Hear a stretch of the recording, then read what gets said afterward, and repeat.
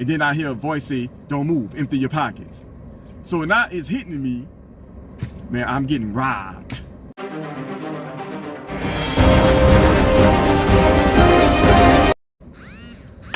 Okay, so this is something that took place, this was a while back. This was back in this was the summer of 2007, right? You know, they got this place, they got this place called the Riverwalk. People from, they know what I'm talking about, right? It was like 7 something in the morning. It was early. And I just went back there, and I was literally the only person back there. Literally, nobody else, right? And so, I decided to stay back there, just taking the view. I stood up, leaned on the little, the rail, put my headphones in, I was just, just looking around. Like I said, I'm the only person back there, right? So after being back there for maybe 10, 15 minutes, give or take, something like that, all of a sudden, like I said, I'm back here by myself, but all of a sudden, I feel something pressed up to the back side, not directly in the back, not directly to the side, but to like the back side of my head. And then, your instinct is to, if you back there, think you back there by yourself, and all of a sudden you feel something touching you, your instinct gonna be to turn, but I ain't even get to really turn. I might have turned like this much. And then I hear a voice say, don't move, empty your pockets. So now it's hitting me, man, I'm getting robbed. Like, and I'm getting,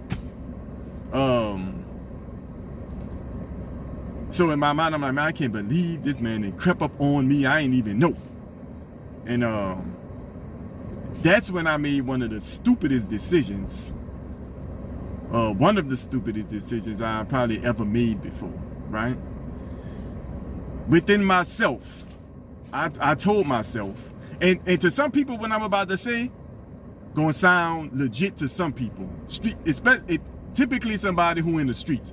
I wasn't in the streets, don't get me wrong, but we gonna get into all this throughout this video. But I made a decision within myself, all this happening in a split moment.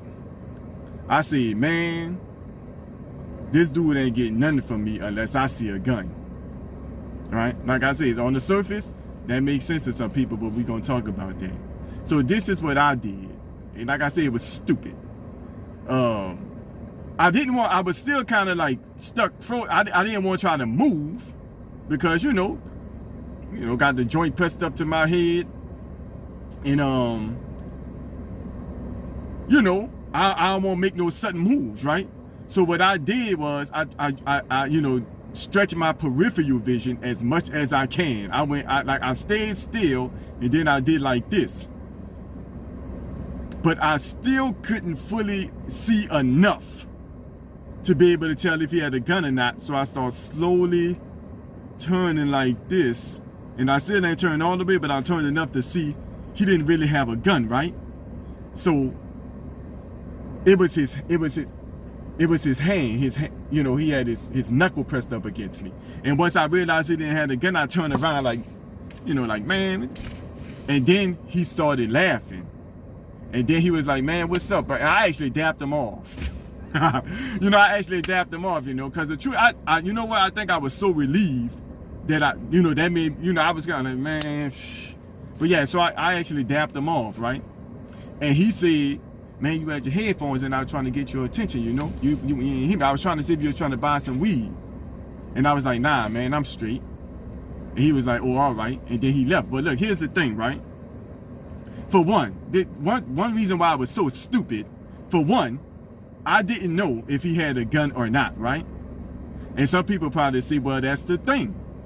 You don't know if he even got no gun. So don't come up and he ain't got no gun. Don't come up off nothing. But the thing is, I didn't know if he had a gun or not. So instantly I did think gun. But seconds later, I was like, man, I ain't giving him nothing until I see a gun. So look, if I don't know if he have a gun or not, now it's at least 50-50, right? What he wanted? He wanted the money, right? Here's the thing. Stretching my eyes, that's bad enough. that could make, I don't know if he could, I don't think he can see me or not, you know, I don't know. But once I start kind of turning all slow, if somebody got a gun to your head, because in my mind, this could be a gun or not, 50-50, right? If you start kind of turning on slow, why wouldn't that person think, man, your boy trying to make his move on me?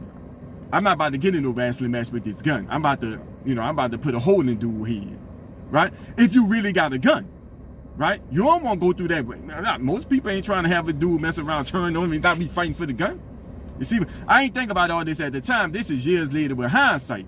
So I'm like, look, you don't know if this dude got a gun or not.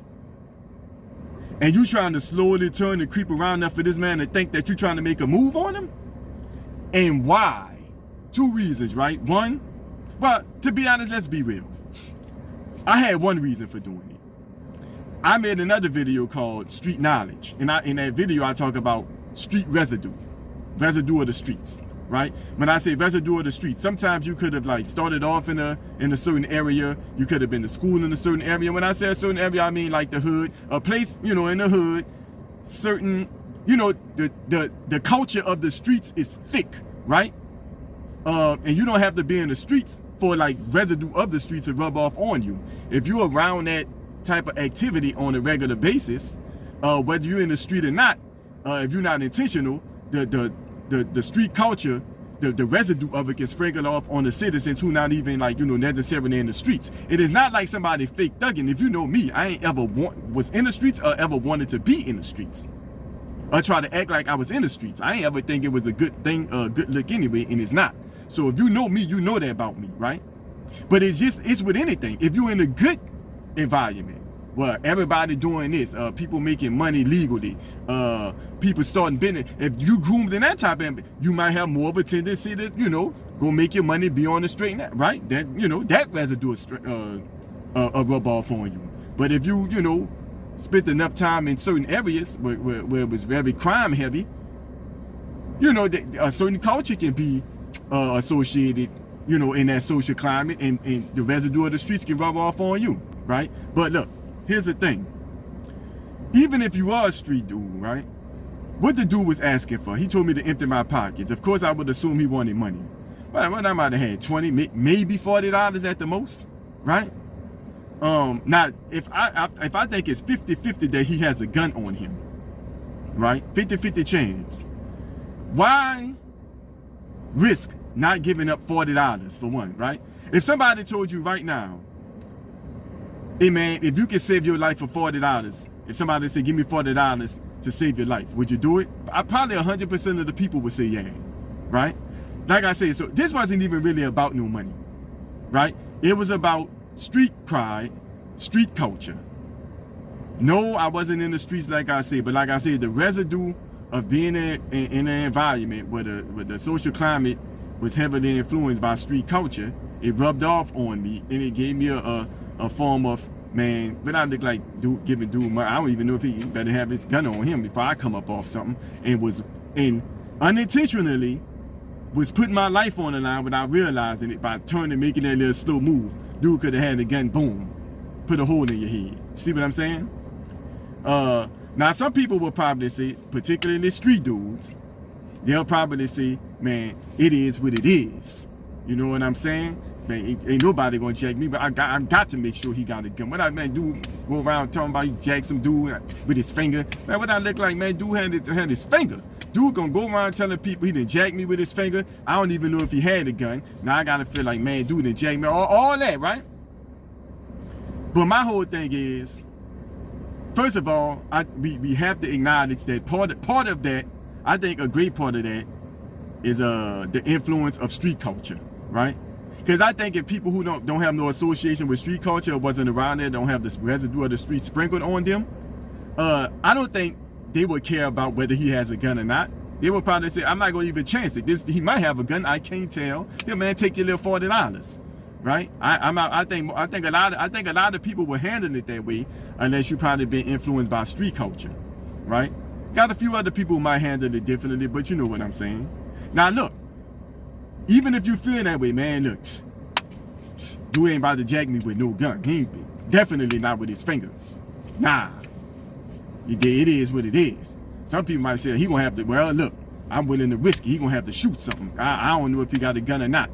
You don't really mean that, right? I know you probably say you do, but I don't think you, if you really get down to it, you don't really mean it. And if you do, man, the street culture might be so thick and indoctrinated and ingrained in you it's dangerous, and you really need to come out of it. Because wait this out, right?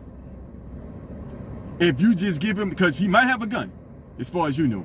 If you just give him the $40, if you got a wife, a husband, kids, family, people to live for, something to live for, isn't that worth the $40? You would say, of course. The measurement stick would be, okay, on that side you got all these things to live for, all the lives that can be affected. If that dude got a gun, feel like you're trying to make a move on him and put a hole in your head. All those people's lives can be affected by that, right? What would stop you from saying, man, is it worth it or not to affect all these lives? Have my family crying and grieving, having my family have to deal with this and deal with that. What will make that not worth it, in your opinion, is the code of the streets. Street pride, street residue. Which the streets don't love nobody. Not one soul does the streets care about. The streets is grimy, sick, wicked, twisted. Ain't nothing even good about the streets. I talk about this kind of stuff in a video I made called Wake Up Call to the Hood, right? How the ways of the streets can start making you have a certain level of identity, a certain level of self-esteem about yourself, to the point where it make you feel a certain way, right? Because if other positive things or productive things don't make you feel that way, you'll seek any way to go about doing it. And some people who might have came up in certain environments, the ways of the streets did it. And now you can have street pride. You can be, you can love the streets. You can actually govern and conduct yourself by the ways of the streets, which the streets ain't no good. Nobody should be in the streets. The ways of the streets shouldn't be anything, a code, nothing that nobody should even be doing. Ain't nothing good about it. And everybody truly really deep down know that. So the residue of the streets versus children, brothers, sisters, cousins, mothers, daddies, all of them being affected. You getting a hole in your head. Or even if you survive, being permanently, having an issue with it. All that, right, will get jumped over for the code of a place that hates everybody, that's wicked, that's evil, that's sick, that's twisted. But do you really think that's like a fair exchange? Or is it worth saying, man, forget that. Take this little $40. You probably caught up in the street code yourself, don't know no better.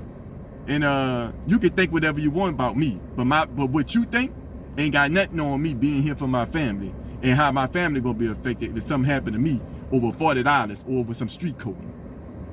Think about that. See the invisible stuff.